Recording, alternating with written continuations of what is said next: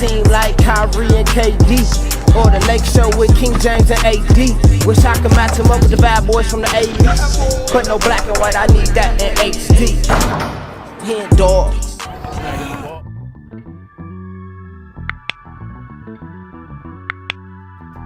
Yo, what's good, y'all? It's your boy HenDawg, and we back to it. You know how we do it. Magic Johnson and Larry Bird, a courtship of rivals basketball, part 3. I hope you've enjoyed part 1 and part 2. Yeah, we're on part 3 now, man. We're going through this documentary, you know, pretty quick. I think we're at the part now where they're both still young. They're both in the NBA, but they're really young still. Like, they haven't even really got to their primes yet. So hopefully that's what part 3 starts getting into, you know, when they're at their best. But before we get into it, make sure y'all subscribe to the channel. We are on our way to 10K. Almost there, man. So go ahead and like this video. If you like this video, go ahead and write something in the comments. Let me know how you feel about this rivalry. But let's get into it. I really don't want to do too much talking. I want to keep going through this documentary because this is by far one of my favorite.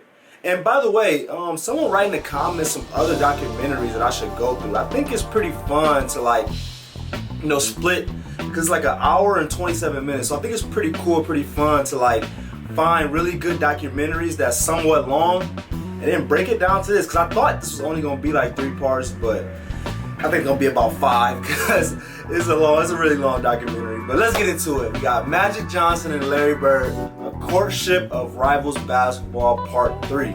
Part Allen Iverson. Part who's another number 3? Write some number 3s in the comments, because this is what part it is. It's part 3. But let's get into it.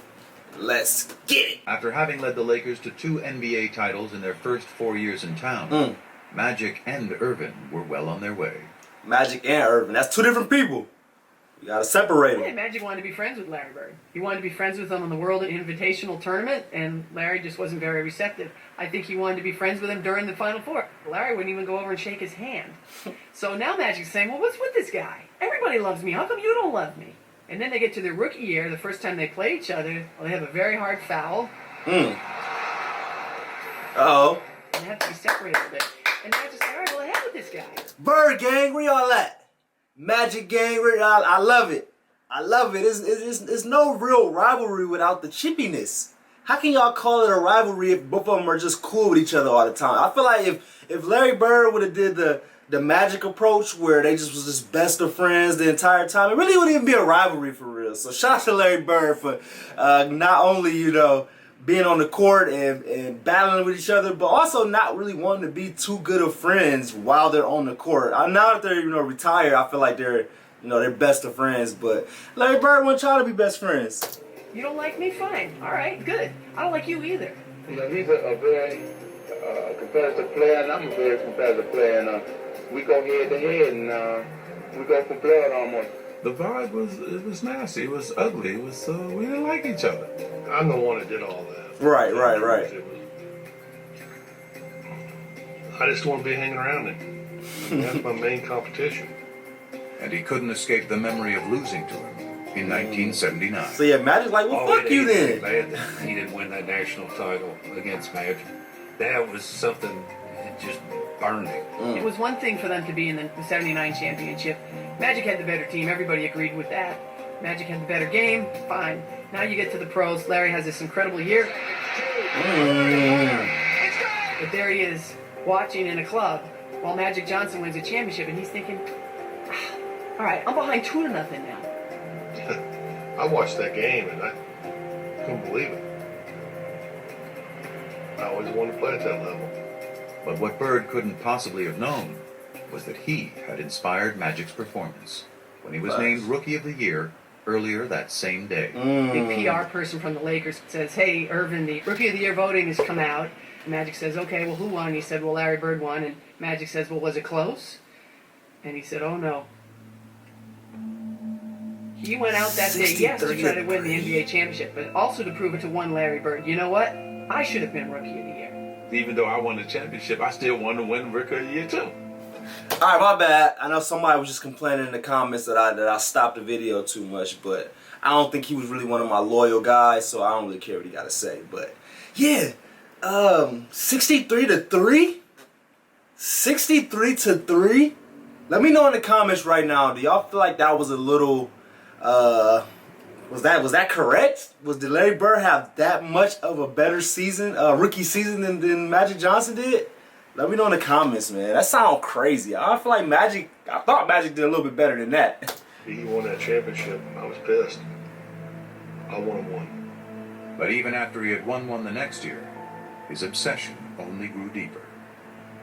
I'd get up in the mornings and see what he did, because the games came on late. Then you look at the box score. I had to have him there for some reason. Like a crutch. Somebody to compare myself to. I hated what was being said that Larry was better than me, and I'm just a guy who can control the game. My first 4 or 5 years, that bothered me a lot. I didn't tell nobody it bothered me, but it did. Their competitive dislike emerged from a greater truth, that on the court, they were doppelgangers. Team-oriented stars who cared about winning above all else. Basketball savants who fused the substance of the 60s with the style of the 70s to create a new and exciting, yet selfless way to play the game in the 1980s. Yeah, I'm gonna pass. But I'm gonna pass in a way to make you look like a jackass. They were so similar in the way they competed. I mean, they were two halves of the same brain. Do y'all agree? Craziness to excel. I seen that first couple days I was with him. Basketball IQ off the chart. Do y'all see a lot of similarities between the two? Because I never really noticed how similar they were until right now. Like, do y'all agree they were similar, or would you say they're two completely different basketball players? Let me know. I seen the game a little different than most players. Playing the game the right way was everything. A lot of guys can just score. A lot of guys can just rebound. A lot of guys can just make plays. We can do it all. Larry and Magic could control the game with 12 shots. It was amazing. They'd be 7 for 12. They'd have 20 points, 15 rebounds, and 12 assists. And you go, man, the guy shot the ball 12 times and was the best player on the court by far. I think it was tough at first. I don't think either one of them wanted to recognize that they had any equal anywhere in what they did. But they sure as hell didn't want to recognize that their equal happened to be that other guy.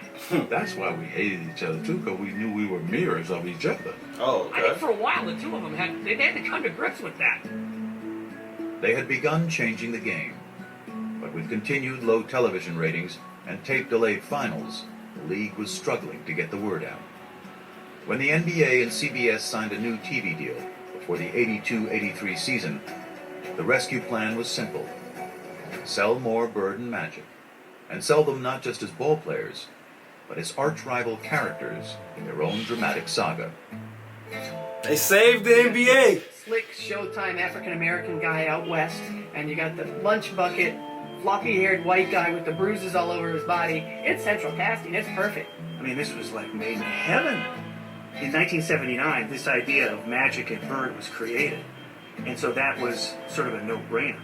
We'd have a doubleheader. It would be the Celtics playing first and the Lakers playing second. And that's the way we did it. And when Smart. the Celtics and Lakers both reached the finals just a year into the new TV deal in 1984, it appeared the superstar investment was about to pay off. It was huge. It was probably the biggest moment the NBA had up to that point. You had Boston and LA, East against West. It had all the elements of a classic showdown. Including what was becoming the most inescapable element of all. Did we know that blacks and whites were lining up, the whites with the Celtics, the blacks with... Of course we knew that. Even in the Celtics' own backyard. They land at Logan Airport at the 84 finals. He's getting accosted by various people who are telling him Larry's going to take him down. But this one older African-American gentleman comes up to him and goes, Magic, I want to wish you well. Good luck. I want you to crush the Celtics. And he said, oh, well, where are you from? He said, well, I'm from Boston. They said, you're from Boston and you're rooting for the Lakers? I thought everybody here was crazy about the Celtics. And he looked right at me and said, now why would I root for those white boys? I mean, I get it. Boston, after all, Especially was a back town then. still scarred by the ugly busing crisis of the mid-70s. A violent period of urban unrest during which white had been pitted against black. The resulting taint on the city nationally, coupled with a Boston roster littered with white players, affirmed to many black Americans that the Celtics were not the team for them. Even today, people said, you played with the Celtics. You know, I hated you at that time. You know, I wanted Magic to win. I didn't want that damn Larry Bird to win. We had all these black players, but they looked at us because we had Larry Bird leading us as a team that was white.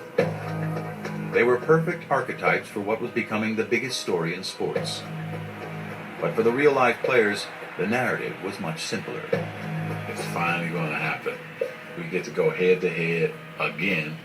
It's just a matter of rolling that ball out there and let's get it on.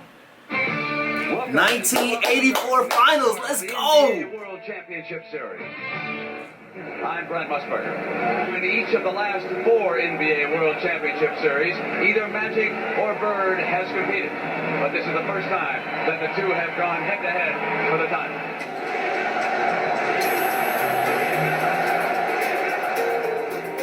Man, we jumped out on them that first game, and we won in Boston.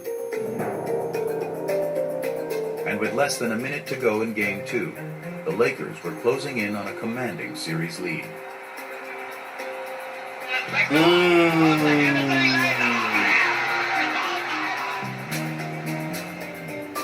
From that point up, That remind me of the Isaiah Thomas joint. Like that, like Boston not supposed to win. They're you know, their backs is against the wall, and then the other team just throw a bad pass, get a steal, and I don't know if Boston won. I can't really remember, but it looked like Boston might have won things this. began to crumble. Down to 9 seconds.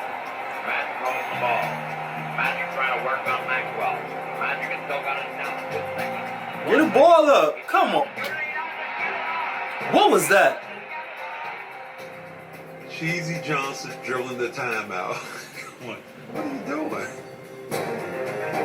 The Lakers regained their stride in Game. Kareem was wide open, y'all. Look at Kareem. Why not give Kareem the ball, Magic?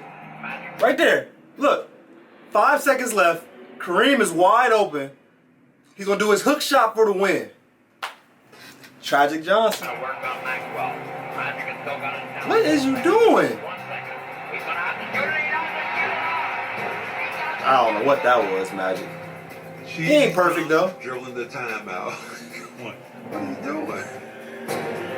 Nobody's The perfect. Lakers regained their stride in Game 3, only to be rudely knocked off it again in Game 4. Ah!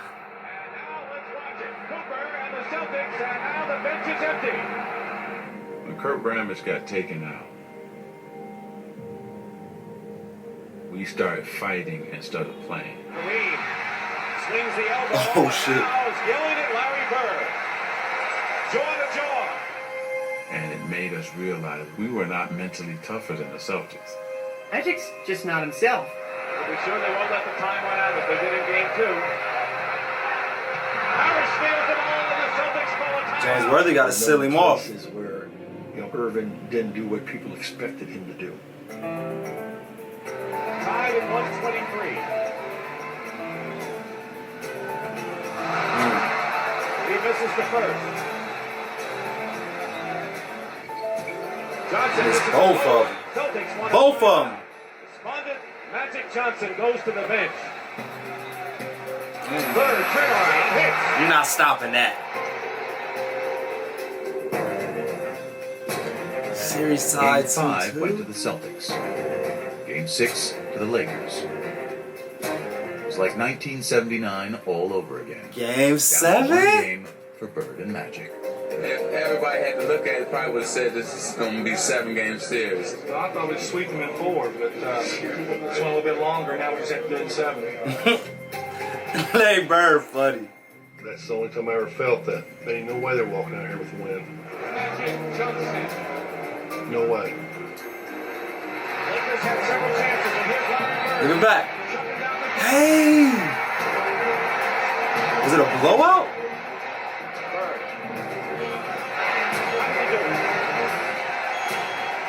Johnson with the ball. The Lakers trying to cut it to 1. And he loses it.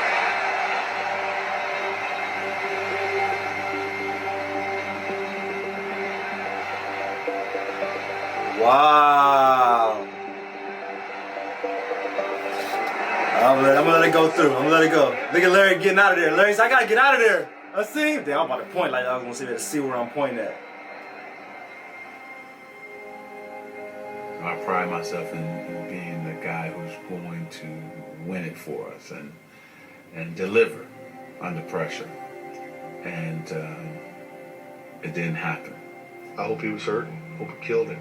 He made some bad plays down the stretch, and nobody in there was happier than me. You said I hope it killed him. I can almost guarantee Larry Bird, I mean, he kind of just said it, but there was no effing way Larry Bird was going to lose that game. After losing to Magic in the national championship, and then losing to him the first time they ever played against each other in the finals, I don't think Larry Bird would have. Larry Bird's not letting that happen. Like I feel like that. And I also heard somebody else in the comments. Well, I didn't hear it. I read it. Somebody in the comments said that they believe that Larry Bird was the better player, you know, through the '80s, but the Showtime Lakers were better than the Boston Celtics through the '80s. So let me know what y'all think about that. Is that true? Let me know. Was the Lakers the better team, and Magic was the better player, or do you think vice versa? Was Magic the better player, but the Celtics had the better team? Let me know in the comments. Through the '80s, just the '80s. The game makes you feel good, but just knowing the other guy's suffering, and you know he was.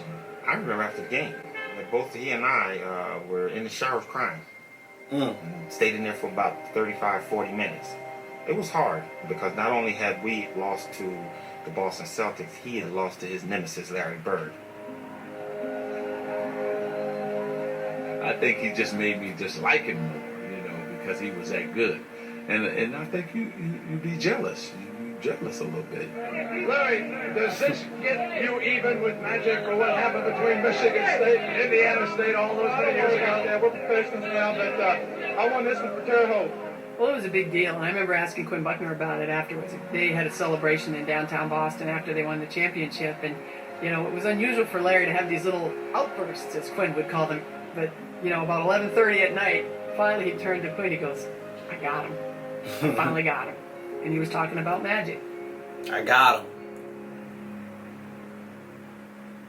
The league was rejoicing too. Game 7 of the '84 series was one of CBS's highest-rated telecasts of the year. Well, I know the NBA was highest-rated game the NBA had ever produced. All of a sudden, whether it was at CBS or Madison Avenue, sports writers around the country became phenomenal. What is happening here? The absolute foundation of this resurgence was the Celtics and the Lakers, Larry Bird and Magic Johnson. But Magic was in no mood to bask in the accomplishment. I took a media beating. Tragic Magic. Tragic Magic. This is why we say Larry Bird is better. It's probably the first time ever in my life I was depressed.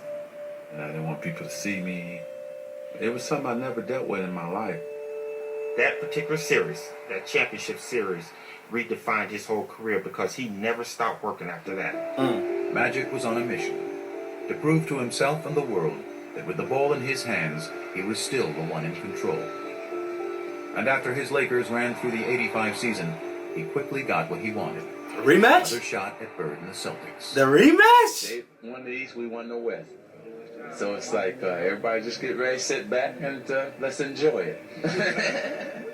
That laugh. Smile belied the intensity of the clash that awaited. And that's where we're going to stop this video at. I know it was a little bit shorter, but I think we need to stop it right there so that part 4, part Brett Favre, will be, you know, the rematch of the NBA Finals between the Lakers and the Celtics. But I appreciate y'all for watching this one. Make sure y'all subscribe to the channel if you haven't already. If you want to keep seeing more videos like this, then go ahead and hit the subscribe button, man, so you can be tapped in. You just jump straight on YouTube and it pop right up. If you don't subscribe, I'm gonna just lose. You're gonna lose me because you know these algorithms is tough. You're gonna forget about me, man. So go ahead and hit that subscribe button. Turn those post notifications on so you'll see when I post. Go ahead and like this video if you like it. And go ahead and write something in the comments. Let me know how you felt about part 3. It was some good stuff in there, man. But I appreciate y'all like always. We out.